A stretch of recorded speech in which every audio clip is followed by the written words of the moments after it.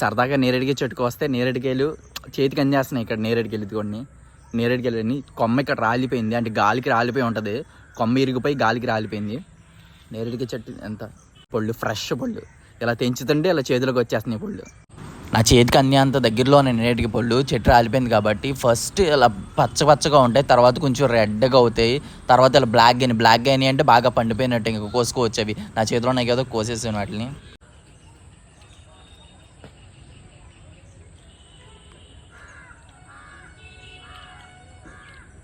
నేరేడుకాయలు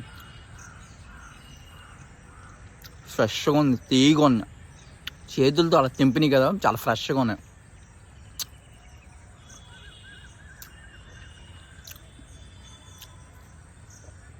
super ఉన్నాయి, చాలా బాగున్నాయి.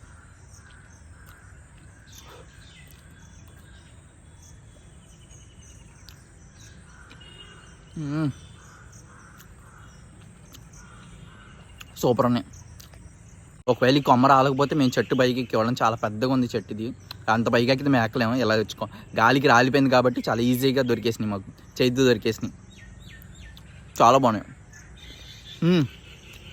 చాలా బాగున్నాయి.